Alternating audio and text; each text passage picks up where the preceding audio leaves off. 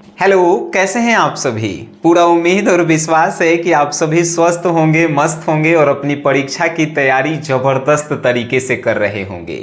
तो आज की यह क्लास जो है क्लास 12 के क्रैश कोर्स का 9वां दिन का क्लास है। और आज के इस क्लास में जो है हिंदी के सब्जेक्टिव का क्वेश्चन नंबर 5 देखिएगा, तो उसका हेडिंग रहता है कि निम्नलिखित में से किन्हीं 3 प्रश्नों का उत्तर दीजिए। और एक प्रश्न 5 नंबर का होता है, यानी कि दीर्घ उत्तरीय प्रश्न होता है।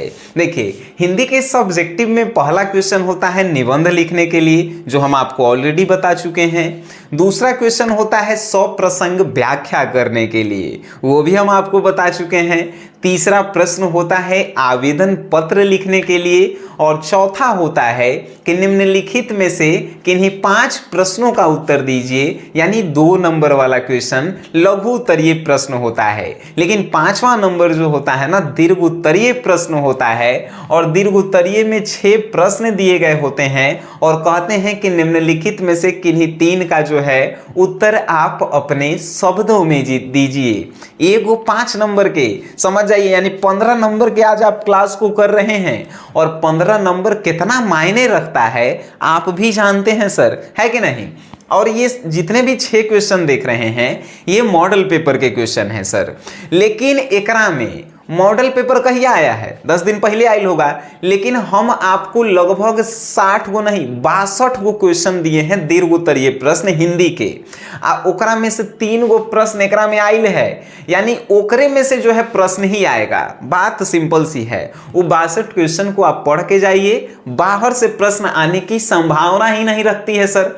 आप जाकर देखिएगा, तब प्रश्न नंबर 62 आप देखिएगा, उसमें है लिखे हैं हम ये प्रश्न, इसके उत्तर भी हम आप लोग को लिख के दिए हैं।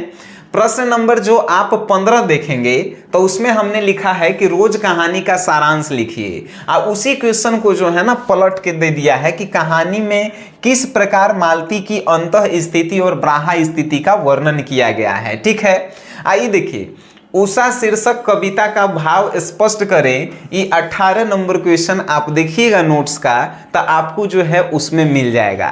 3 गो बनावेला था और 3 गो मॉडल पेपर में छप गई है, 3 गो बोर्ड में भी बनावेला है और 3 गो उनमें से आएगा। इस बात की हम गारंटी लिए हैं सर, है कि नहीं। सिंपल सी बातें हैं। चलिए, बात हो गया, तो हम जो हैं अब इनके सॉल्यूशन पे आते हैं। हम ये नहीं बताएंगे कि आप क्रैश कोर्स लीजिए नहीं लीजिए, हम कहबे नहीं करेंगे। काहे कि आपको लगता है ना कि हम धंधा कर लिए हैं। जो लिए हैं भाई वो उसके महत्व को जानते हैं, जो नहीं लिए हैं उनके लिए मेरा कोनो सलाह नहीं है। आपको जो है अगल बगल से पूछ लीजिए, अच्छा लगेगा तो लीजिए, नहीं तो मत लीजिए। ठीक है सर, आइए हमने इस पे चर्चा करते हैं। क्वेश्चन नंबर 1, बातचीत के संबंध में बेन जॉनसन और एडिसन के क्या विचार हैं। तो बातचीत के संबंध में बउआ वाला क्वेश्चन है, लिखेंगे एक आंसर कैसे, 5 नंबर के आंसर है, तो आंसर भी जो है कम से कम 10 लाइन में जाना चाहिए, है कि नहीं। तो लिखेंगे कैसे, बातचीत के संबंध में बेन जॉनसन और एडिसन के जो है विचार अद्भुत हैं। बेन जॉनसन जो है बातचीत के बारे में कहते हैं कि बातचीत का असल मतलब जो होता है कि क्या होता है, तब बातचीत से ही पता चलता है कि व्यक्ति का रवैया कैसा है, व्यक्ति जो है वास्तव में कैसा है। यानी कि बातचीत होती है तभी हम किसी व्यक्ति के बारे में जानते हैं। ये बात कौन कहते हैं, तब बेन जॉनसन कहते हैं। वहीं जो है बातचीत के संबंध में एडिसन का विचार है कि असल में बातचीत जो है 2 व्यक्तियों के बीच ही होती है। 2 व्यक्तियों के बीच में ही वास्तविक बातचीत होती है। 2-4 गो व्यक्ति रहता है, यानी 4 गो व्यक्ति रहता है तो राजनीति होने लगता है। असल में बातचीत जो है 2 व्यक्तियों के बीच में ही होती है। ये कौन कहते हैं, एडिसन कहते हैं। अब बताइए, हम 5-10 लाइन में एक आंसर बोल भी दिए, आपको याद भी हो गया होगा। बउआ वाला ये सब क्वेश्चन है यार।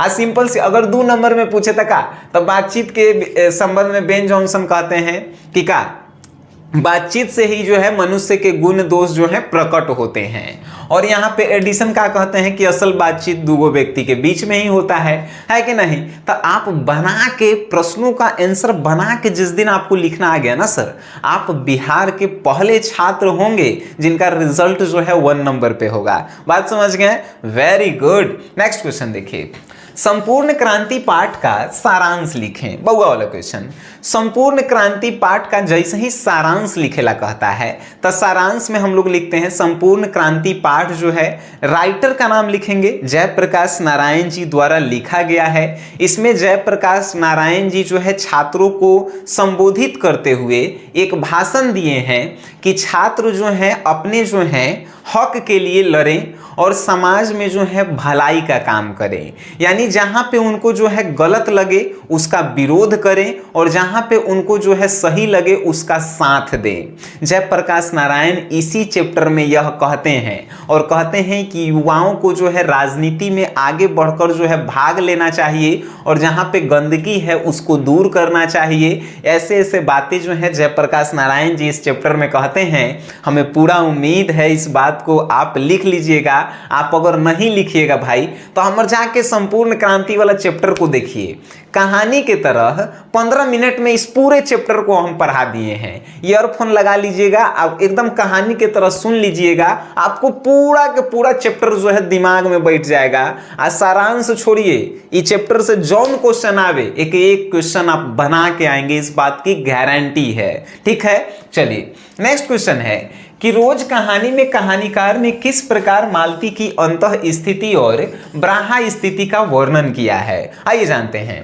तो रोज कहानी में कहानीकार ने जो है मालती की अंतः स्थिति का पता जो है पुराने दिनों को याद करके लगाया है। काहे कि मालती जो है कहानीकार के दोस्त थी, तो पुराने दिन में कैसी वो थी, कितना चंचल थी, कितना लोगों से बातचीत करती थी, कितना जो है वो पढ़ती थी, कितना नहीं पढ़ती थी और आज की स्थिति जो है उसकी कैसी है, इसके बारे में सोचकर जो है कहानीकार उसके अंतः स्थिति के बारे में जान जाता है कि उसके अंदर अभी क्या चल रहा होगा। ठीक है, उसी प्रकार ब्राहा स्थिति के बारे में कैसे जानता है, तो कहानीकार उसके वर्तमान के जीवन को देखकर उसके बाहर की स्थिति के बारे में जो है वो जान जाता है कि देखिए जौन लड़की जीवन में पढ़ना पसंद नहीं करती थी वो आज अगर एगो पेपर में आम आता है तो वो पेपर को पढ़ती है। जौन लड़की जो है कभी मुस्कुराना नहीं भूलती थी आज उसके चेहरे से मुस्कुराहट ना जाने कितनों दूर चला गया है। यही लेखक कहते हैं ना इस चैप्टर में मालती के बारे में, क्योंकि मालती जो है उसके दोस्त थे। इस चैप्टर में हमने पढ़ाए हैं बउआ के तरह। देखिए हिंदी में आपको कौनो चैप्टर से रिलेटेड कौनो प्रश्न में दिक्कत है, आप मेरा वीडियो जाकर 15 से 10-10 मिनट का एक वीडियो है कहानी की तरह सुनाए हैं बिना किताब रटे। किताब से नहीं कि हम किताब पर ले आए उसको पढ़ के सुनाए, ऐसे ऐसे हम जो है आपको कहानी सुनाए हैं और मजा आएगा एक एक चैप्टर जब आप पढ़ेंगे, है कि नहीं। वीडियो के डिस्क्रिप्शन में उस पूरे जो है हिंदी का जो है हम आपको जो है डिस्क्रिप्शन में लिंक दे देंगे, आप पूरे को फ्री में देख सकते हैं। ठीक है सर, आइए नेक्स्ट सूरदास के प्रथम पद का भावार्थ लिखें।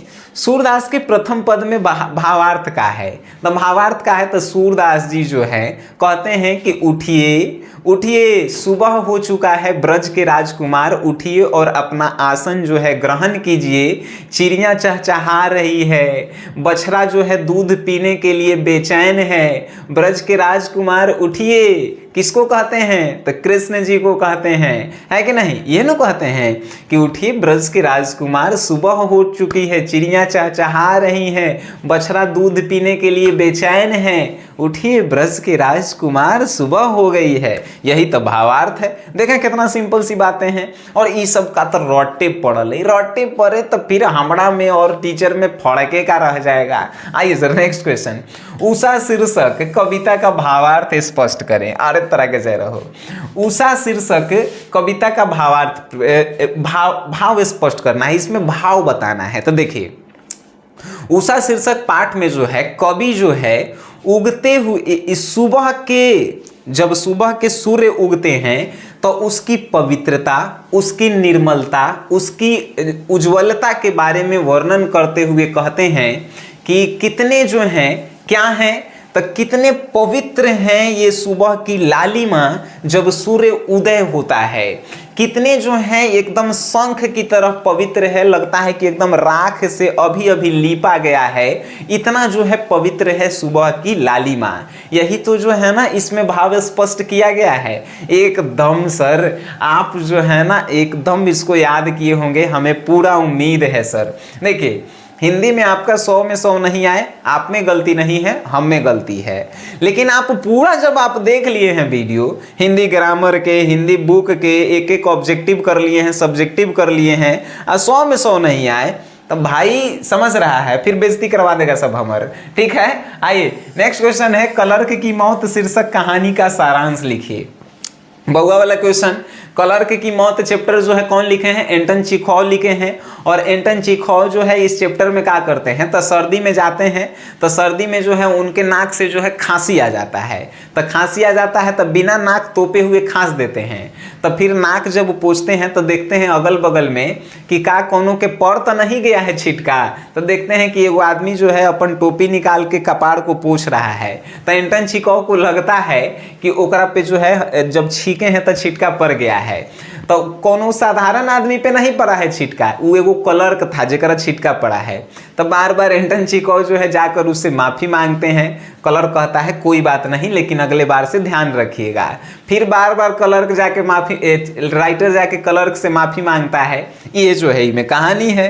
और फिर लास्ट में क्लर्क जो है अपनी पत्नी से बताता है कि नहीं, ये तो इसमें कहानी शीर्षक का सारांश था। बात हो गई खत्म, खेला हो गई खत्म। हम तो कह रहे हैं ये अगर तीनों क्वेश्चन को बना के आप 15 नंबर लाना चाहते हैं ना सर, हमारा लास्ट रिक्वेस्ट होगा कि आप जो आपके मन में अभी चल रहा है उसको ज्वाइन कीजिए, नहीं तो फिर अपन डिसाइड कर लीजिएगा भाई। बात है जो सिंपल सी बात है। बाकी आप इस वीडियो को देखे हैं, अच्छा लगा है तो अपने दोस्तों में शेयर कीजिए। वीडियो देखे हैं उसके लिए धन्यवाद।